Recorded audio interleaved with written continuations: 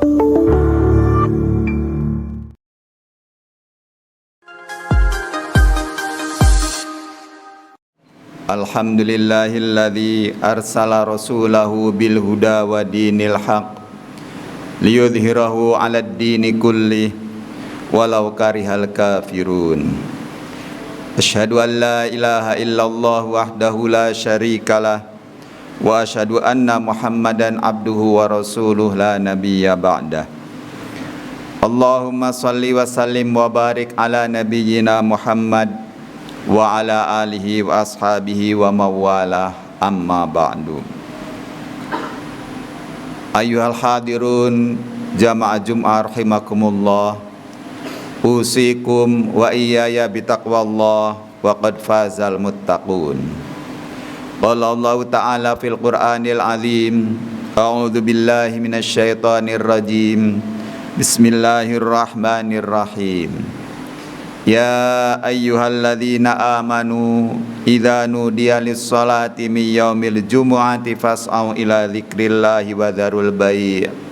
Dzalikum khairul lakum in kuntum ta'lamun. Fa idza qudiyatis salatu fantashiru fil ardi wabtaghu min fadlillahi wadhkurullaha katsiran la'allakum tuflihun.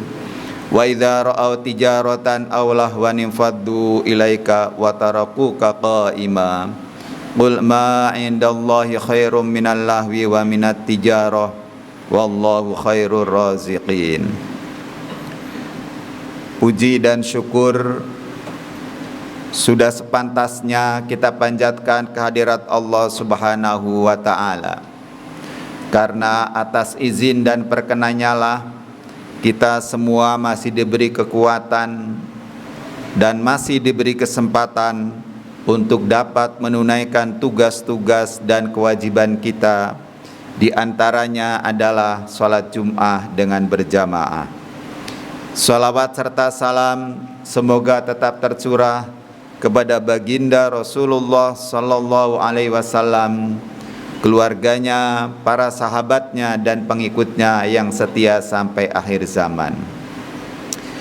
Pada muqaddimah tadi khatib mengutip ayat 9 sampai ayat 11 dari surat Jum'ah.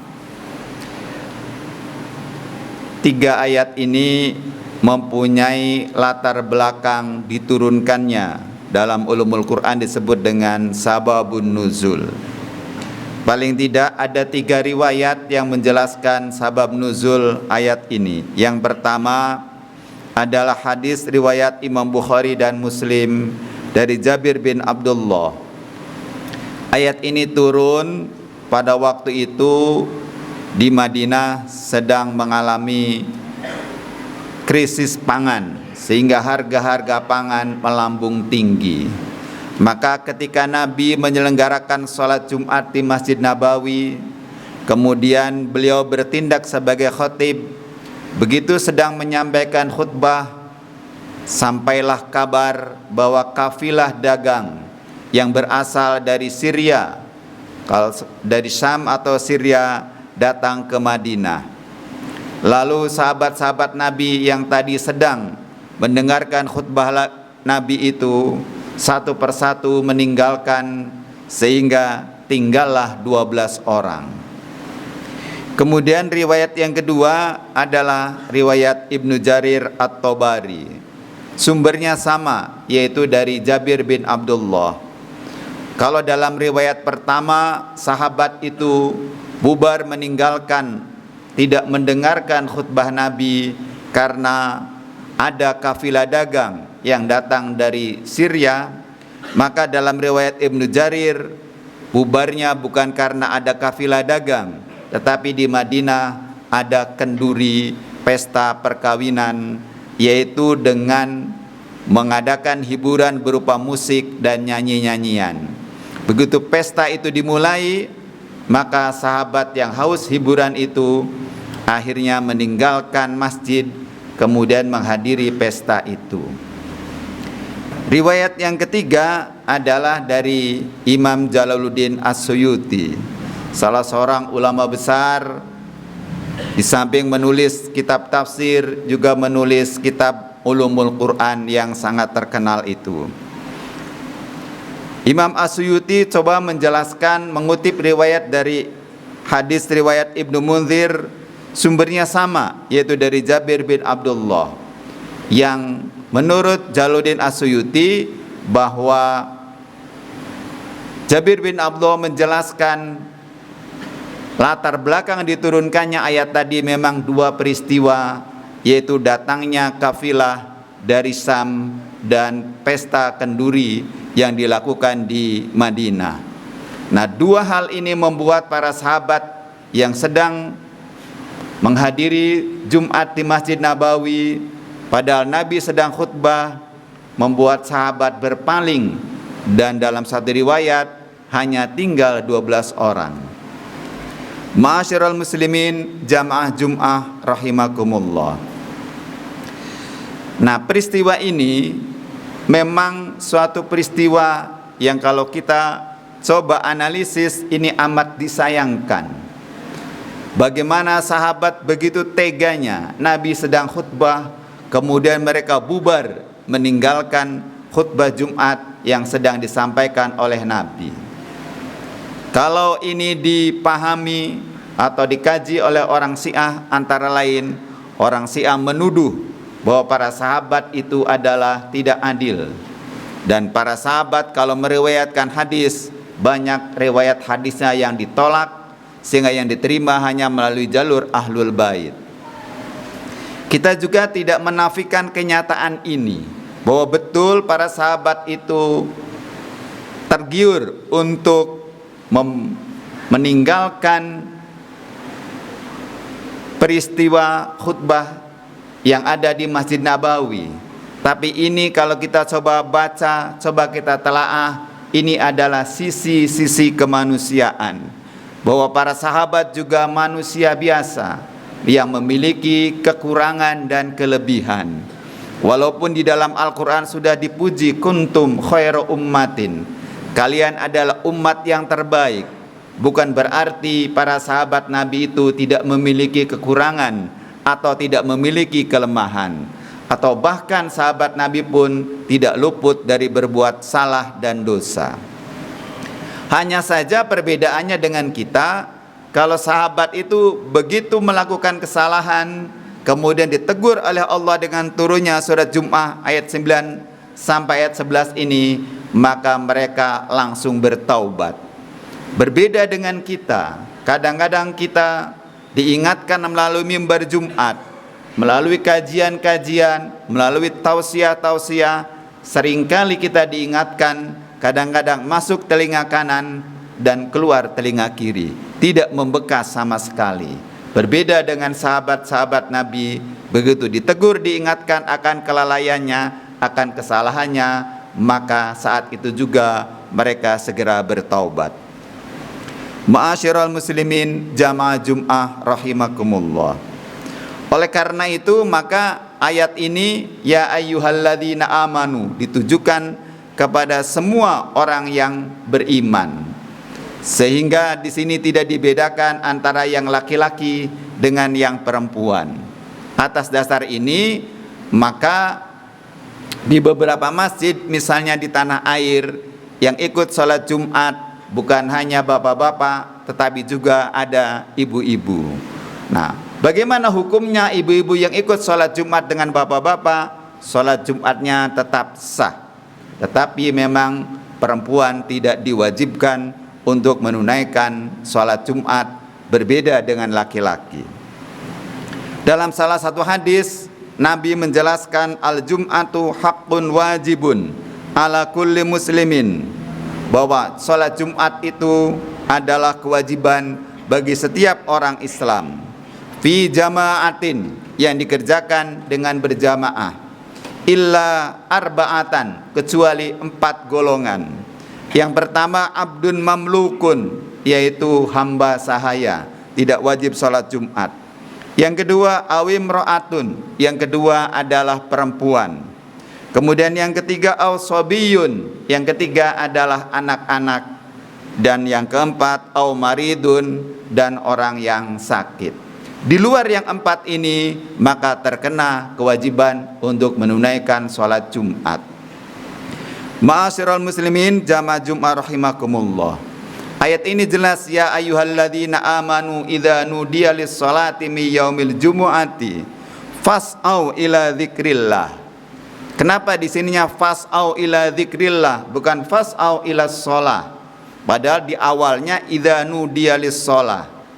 Nah, ternyata bahwa dalam peribadatan sholat Jumat ternyata tidak hanya sholatnya, tetapi didahului oleh khutbah, yaitu khutbah yang pertama dan khutbah yang kedua. Maka di dalam ayat ini fas'au ila dzikrillah, diminta untuk memenuhi panggilan dan berzikir kepada Allah. Zikir dalam arti luas nanti meliputi sholat, meliputi juga khutbah. Oleh karena itu ayat ini jawabnya itu fas'au ila dzikrillah. Maka kita diminta untuk bersegera mengingat Allah, yaitu dengan datang ke masjid, kemudian sebelum sholat Jumat kita mendengarkan khutbah, dari mulai khutbah pertama sampai dengan khutbah yang kedua. Kemudian setelah selesai khutbah baru dilanjutkan dengan pelaksanaan ibadah sholat Jumat. Nah, pada masa Nabi, azan Jumat itu dilakukan hanya 1 kali. Pada masa Abu Bakar juga azannya hanya 1 kali.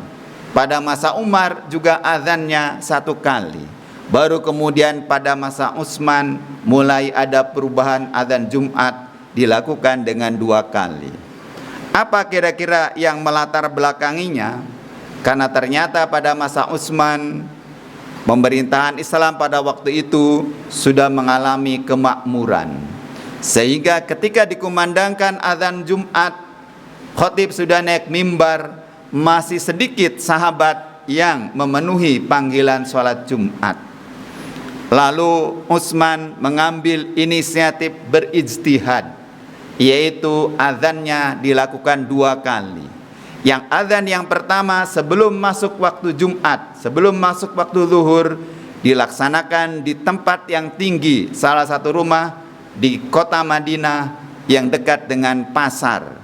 Sehingga begitu dikumandangkan azan, ini mengingatkan mereka yang sibuk berbisnis di pasar bahwa hari ini adalah hari Jumat, siap-siap untuk menunaikan sholat Jumat.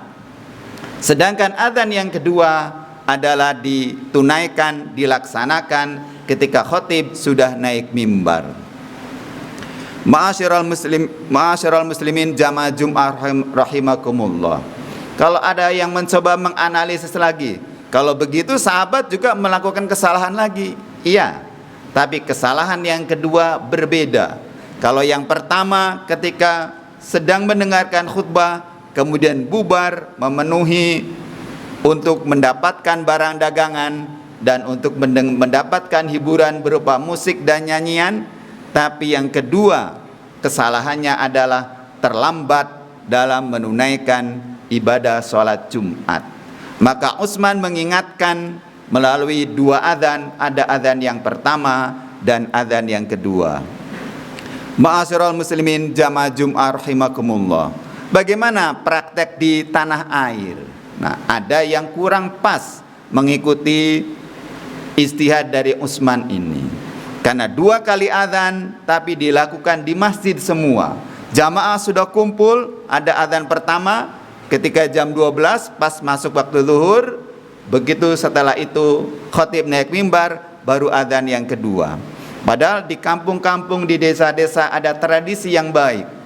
Jam 11 itu sudah dipukul kentongan sebagai pertanda bahwa hari ini adalah hari Jumat. Mereka yang bekerja di sawah, yang di ladang, tukang dan sebagainya sudah mulai menghentikan pekerjaannya, siap-siap untuk menunaikan sholat Jumat. Itu merupakan tradisi yang sangat bagus, sehingga begitu masuk waktu zuhur mereka sudah berada di masjid untuk bersama-sama menunaikan sholat Jumat. Nah, kalau kita coba analisis ayatnya fas'au ila dzikrillah. Nah, fas'au itu kalau kita terjemahkan adalah berjalan dengan cepat. Nah, kalau kita pahami dengan berjalan dengan cepat, ini nanti tidak sesuai dengan hadis Nabi. Kata Nabi, idza sami'tumul iqamata famshu ila sholati. Kalau kalian mendengarkan iqamah sudah dikumandangkan, maka hendaklah kalian berjalan memenuhi panggilan sholat. Wa alaikum bis sakinah, kata Nabi, kamu wajib datang ke masjidnya itu bis sakinah, dengan tenang, tidak boleh terburu-buru, tidak boleh tergesa-gesa. Wala tusri'u, dan tidak boleh cepat-cepat. Fama adraktum fasallu, maka kalau kamu bisa mendapatkan sholat berjamaah dengan imam dari awal, maka ikutilah imam. Tapi wama fatakum, kalau nanti ada yang tertinggal, datang ke masjid, imam sudah 1 rakaat atau imam sudah 2 rakaat, yang tertinggal itu kata Nabi, fa'atimu, maka bisa kamu sempurnakan sebagai sholatnya yang jamaah yang masbuk. Ma'asyiral muslimin jamaah Jum'ah rahimakumullah. Kemudian yang terakhirnya ayatnya itu fas'au ila dzikrillah wa dzarul bai, dan tinggalkan jual beli. Kenapa pada bagian akhir itu ada wa dzarul bai, tinggalkan jual beli? Karena ayat ini berkaitan dengan sabab nuzulnya.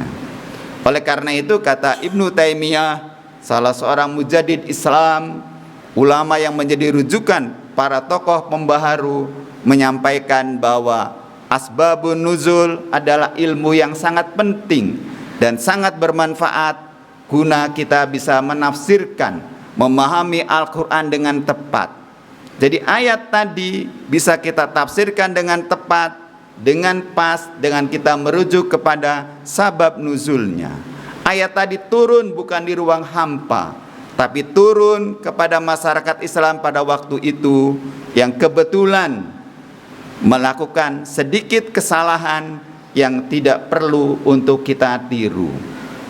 Oleh karena itu, pelajaran yang bisa kita ambil dari ayat ini dan dari generasi sahabat itu, bahwa bagaimanapun kita sebagai umat manusia pasti pernah melakukan kesalahan atau melakukan dosa.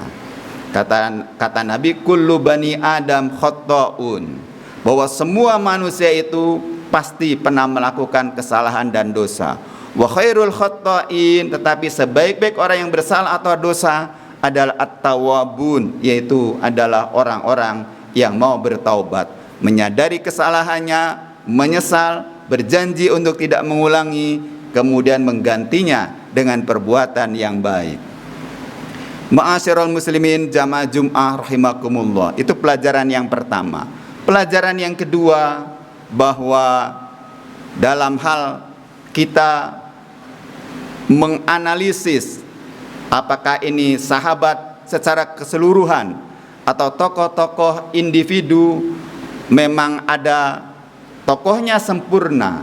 Kesempurnaan tokoh, kesempurnaan sahabat bukan berarti dalam kesempurnaannya dari ujung rambut sampai ujung kaki tidak ada kekurangannya.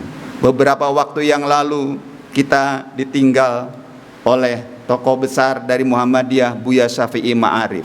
Itu di media-media sosial ada juga seliweran-seliweran yang mencaci maki beliau karena beliau punya track record seperti ini. Mestinya caci maki seperti itu tidak perlu terjadi. Yang namanya tokoh besar, siapapun orangnya, pasti di samping kelebihannya pasti memiliki kekurangan. Dan kalau tokoh ini sudah wafat, tidak perlu mengekspos secara berlebihan. Kalaupun itu mau disampaikan, hanya menjadi pelajaran bagi kita saja. Kalau dari tokoh yang besar pun, kalau itu kesalahan, kekeliruan, tidak untuk kita tiru, tetapi jangan sampai kita nanti jatuh ke dalam lubang yang sama. Barakallahu li wa lakum fil Qur'anil azim wa nafa'ani wa iyyakum bima fihi minal ayati wa dzikril hakim wa taqabbalallahu minna wa minkum tilawatahu fastaghfiruhu innahu huwal ghafurur rahim.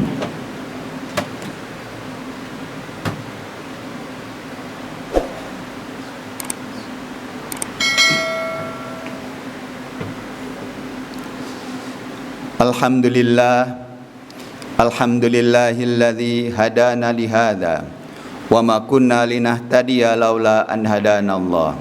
Asyhadu an la ilaha illallah wahdahu la syarikalah wa asyhadu anna Muhammadan abduhu wa rasuluhu la nabiyya ba'dah. Allahumma salli wa sallim wa barik ala nabiyyina Muhammad wa ala alihi wa ashabihi wa mawalah, amma ba'du. Pada khutbah yang kedua ini, khatib mengajak mari, terutama untuk diri khatib sendiri, mari kita tingkatkan ketakwaan kita. Salah satunya adalah dengan memenuhi panggilan sholat Jumat. Kalau di dalam hadis diusahakan lebih awal itu lebih baik. Ada hadis tentang targhib, barang siapa yang datang lebih awal itu kira-kira kalau dapat pahala dikonversi, pahalanya seperti sebesar seekor unta. Nanti yang datang lebih belakang lagi, konversi pahalanya kira-kira sebesar seekor sapi. Yang belakangan lagi kira-kira pahalanya seekor kambing. Yang lebih belakangan lagi kira-kira pahalanya kalau dikonversi adalah seekor ayam. Nah, nanti kita jangan pahami secara tekstual. Yang kita pahami adalah pahala nanti Allah akan memberikan sesuai dengan jerih payah, sesuai dengan kontribusi kita masing-masing. Tentu yang datang lebih awal pahalanya lebih besar daripada yang datang belakangan. Yang di barisan depan tentu walaupun sama-sama berjamaah, nilai keutamaan pahalanya lebih besar daripada yang di belakang. Ma'asyiral muslimin jamaah Jumat rahimakumullah, i'lamu annallaha wa malaikatahu yusalluna 'alan nabi ya ayyuhalladzina amanu sallu 'alaihi wa sallimu taslima. Allahumma salli wa sallim wa barik ala nabiyyina Muhammad wa ala alihi wa ashabihi ajma'in. Allahumma ighfir lil mu'minina wal mu'minat wal muslimina wal muslimat al ahya'i minhum wal amwat. Rabbana hab lana min azwajina wa dhurriyyatina qurrata a'yun waj'alna lil muttaqina imama. Rabbana atina fid dunya hasanah wa fil akhirati hasanah wa qina adzaban nar. Ibadallah, innallaha ya'muru bil adli wal ihsan wa ita'i dzil qurba wa yanha 'anil fahsya'i wal munkari wal baghi ya'idzukum la'allakum tadhakkarun. Fadhkurullaha yadhkurkum was'aluhu min fadlihi yu'tikum wa la dzikrullahi akbar. Aqimus shalah.